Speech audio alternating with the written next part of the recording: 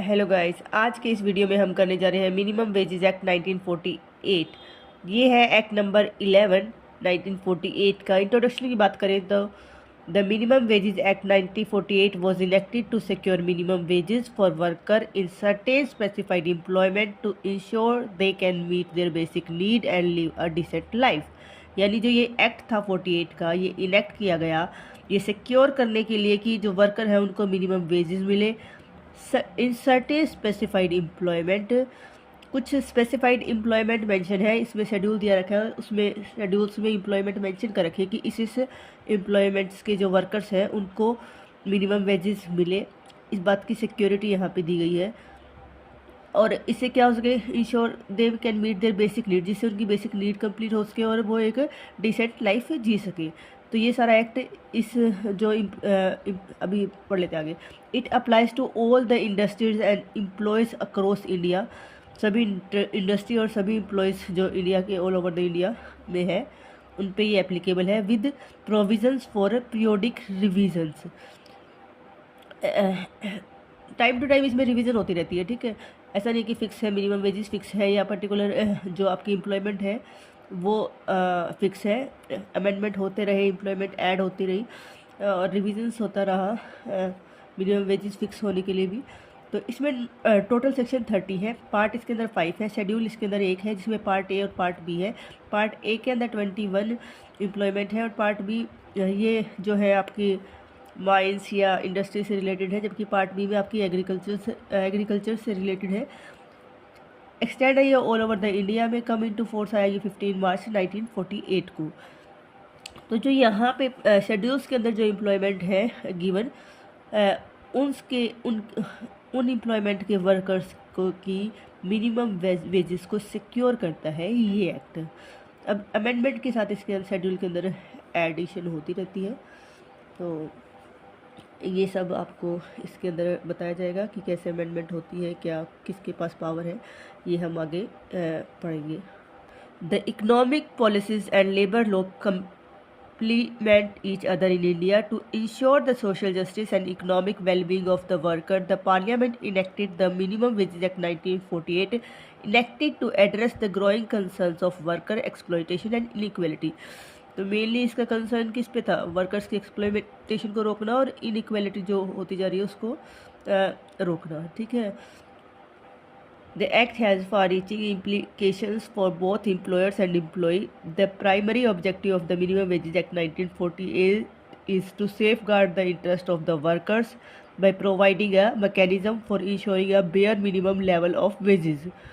तो main object तो यही था कि वर्कर के इंटरेस्ट को सेफ रखना और उनको मिनिमम लेवल की वेजेस प्रोवाइड करवाना। नीड क्या थी मिनिमम वेजेज एक्ट को लाने की, तो protecting workers from exploitation, ensuring a basic income, reducing income inequality, promoting economic stability, setting labour standard, addressing poverty. तो ये सब कुछ रीज़न थे जिसकी वजह से इस एक्ट को लाने की ज़रूरत पड़ी। ऑब्जेक्टिव क्या है अब मिनिमम वेजेज एक्ट के, तो ये प्रिवेंट करता है एक्सप्लॉयटेशन ऑफ लेबर को, इंश्योर करता है workers receive a ways that meets the basic cost of living, to provide uniformity in wages across different region and employment sector, to fix the daily working hour of an employee according to the employment type, to resolve any issue pertaining to the non-payment of or less payment of wages।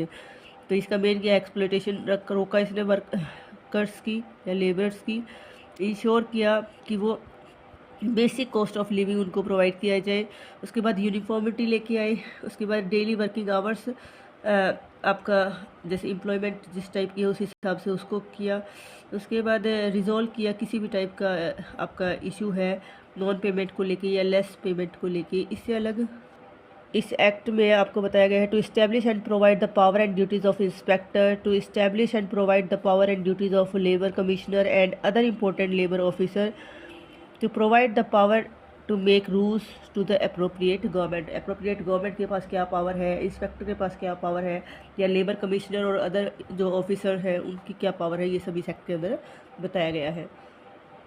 Application to Minimum Wages Act 1948। The Minimum Wages Act 1948 आपका all over the India में applicable है, ये आपका section first में बताता है।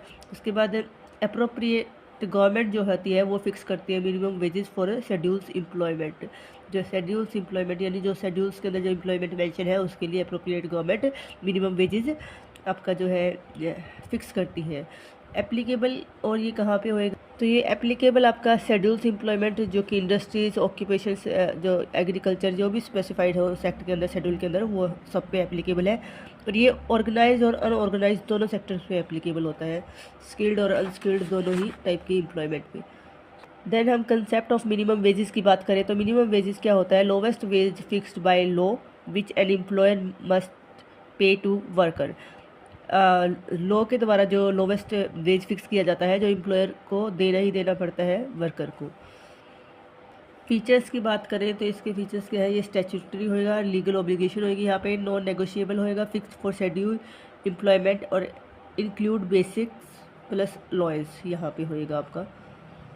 अब हम वेजेस की टाइप पढ़ लेते हैं। हमारा एक्ट तो मिनिमम वेजेस के बारे में, बट हमें पता होना चाहिए टाइप क्या क्या होती है वेजेस की। तो सबसे पहले आता है मिनिमम वेजेस, जिसमें बेयर सब्सटेंस लेवल होता है, कवर करता है ये फूड शेल्टर और क्लोथिंग को, यानी रोटी कपड़ा और मकान को ये कवर करता है। बेसिक जो नीड पूरी हो सके उतना ही आपको वेज इसके अंदर इंक्लूड होता है। फेयर वेजेस है उसके बाद between minimum wages and living wages, तो ये एक बीच का है, मिनिमम वेजेस से ज़्यादा होता है, लिविंग वेजेस से कम होता है और डिपेंड करता है ये एम्प्लॉयर्स की कैपेसिटी के ऊपर और इंडस्ट्री के स्टैंडर्ड के ऊपर। उसके बाद है living wages provided decent standard of living, ये बहुत अच्छा एक लिविंग स्टाइल आपको दे सकता है, इसमें इंक्लूड होती है आपकी एजुकेशन, हेल्थ, कंफर्ट, इस टाइप से। देन एक आपका वेजेस है नीड बेस्ड मिनिमम वेजेस, तो ये रिकमेंड किया गया था 15th इंडियन लेबर कॉन्फ्रेंस 1957 में। इसमें इंक्लूड है आपका 3 consumption units per worker, 2700 calories per adult, clothing 772 yards per family, housing, rent, fuel, lighting, यानी जो बेसिक्स जो आपकी रिक्वायरमेंट है, नीड है, उनके ऊपर डिपेंड करता है ये वेज। देन है आपका थ्योरीज ऑफ वेजेस, उसमें है आपकी पहली थ्योरी आपकी आती है सब्सटेंस थ्योरी जो रिकार्डो ने दी गई थी। इसमें है वेज आपका मिनिमम फॉर सर्वाइवल, सर्वाइवल के लिए जितना जरूरी हो उतना ही वेजेस दिया जाता है। उसके बाद है wage fund theory, wage fund theory आपकी वेज डिपेंड करती है कैपिटल जो अवेलेबल है उस पर।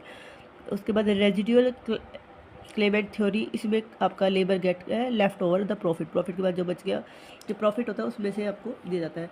उसके बाद मार्जिनल प्रोडक्टिविटी थ्योरी, यहाँ पे आपका वेज है वैल्यू ऑफ वर्कर्स प्रोडक्टिविटी, जितना वो प्रोडक्टिव करेगा उसके हिसाब से उसका वेजेस। उसके बाद है मॉडर्न थ्योरी, ये बेस्ड है आपकी डिमांड एंड सप्लाई के ऊपर, गवर्नमेंट इंटरवेंशन और सोशल जस्टिस के ऊपर।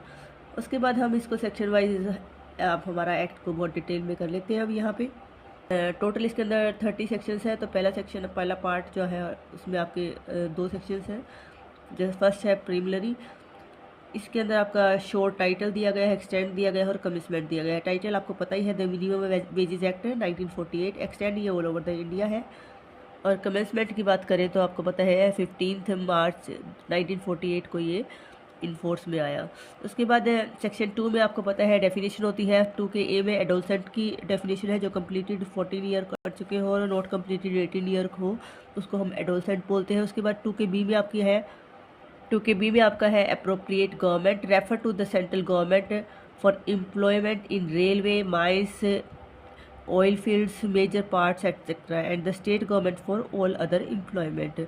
तो अप्रोप्रिएट गवर्नमेंट आपके उसके हिसाब से हो जाएगी कि आपकी एम्प्लॉयमेंट कौन सी है। अगर रेलवे, माइंस या ऑयल फील्ड से या सेंट्रल गवर्नमेंट से रिलेटेड है तो वो आपका सेंट्रल गवर्नमेंट के अंदर आएगा, अदरवाइज स्टेट गवर्नमेंट बाकी सब के लिए। एम्प्लॉयर की आपकी 2 के ई में डिफाइन है।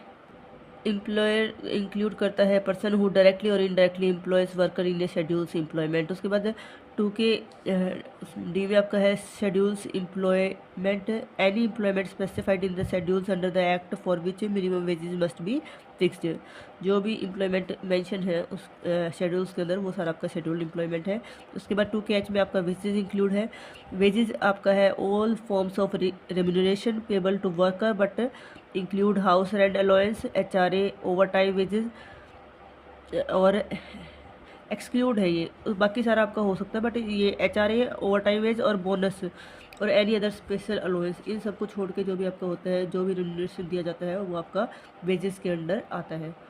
वेजेस के अंदर आपका HRA नहीं है, ओवर टाइम है नहीं है और अलग टाइप की जो बोनस दिए जाते हैं वो उसके अंदर इंक्लूड नहीं है, वो एक्सक्लूड है। देन आपकी एम्प्लॉय की डेफिनेशन है जो कवर करती है all worker whether skilled unskilled manual और clerical working in schedules employment. 2 के डी आपको बताता है cost of living index number, the index number published by the government that help adjust minimum wages based on inflation. तो ये सब आपकी कुछ डेफिनेशन थी इंपॉर्टेंट, जिसमें आपको एम्प्लॉय की, एम्प्लॉयर्स की, शेड्यूल्स एम्प्लॉयज़ की और एम्प्लॉयमेंट की और अप्रोप्रिएट गवर्नमेंट की, ये तो पता ही होनी चाहिए। देन आता है आपका सेक्शन 3 जो fixing of minimum rates of wages के बारे में बताता है। तो this section empower the appropriate government, वो अप्रोप्रिएट गवर्नमेंट आपकी सेंट्रल हो या स्टेट हो ऑक्यूपेशन के हिसाब से, to fix minimum wages for workers employment in schedules employment. The process involves fixing minimum wages के लिए क्या होगा, employment specified in the schedule. सबसे पहले तो शेड्यूल के अंदर एम्प्लॉयमेंट मेंशन हो, उसके बाद any employment added later by notification in the official gazette.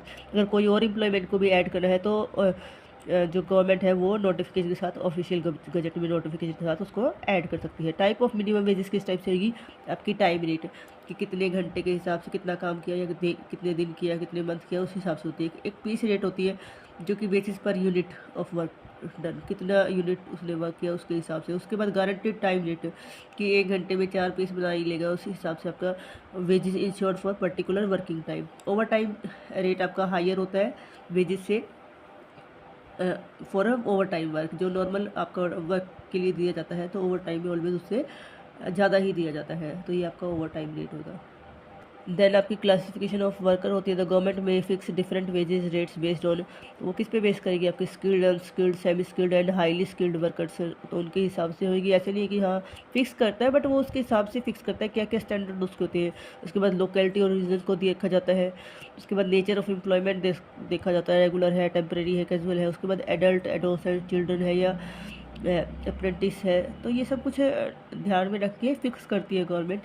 उसके बाद है the government must revise the minimum wages at least every 5 year, कम से कम 5 साल में वो रिवाइज करती है। It can also revise wages earlier if needed due to economic changes, अगर कुछ चेंजेस आते हैं इकोनॉमिक तो उसके हिसाब से वो उससे पहले भी कर सकती है। देन सेक्शन 4 आता है आपका minimum rates of wages. This section specified what minimum wages should be include.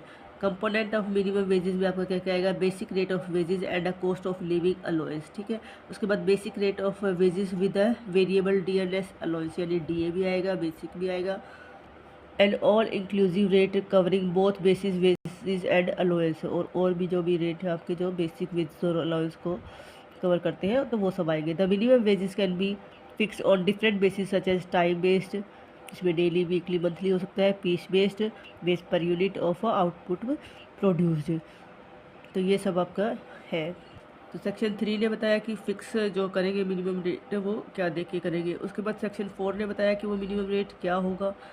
उसके बाद सेक्शन 5 प्रोसीजर बताता है कि ये जो मिनिमम रेट को फिक्स करने का जो प्रोसीजर है वो क्या है, तो ये हम देख लेते हैं सेक्शन 5 के अंदर।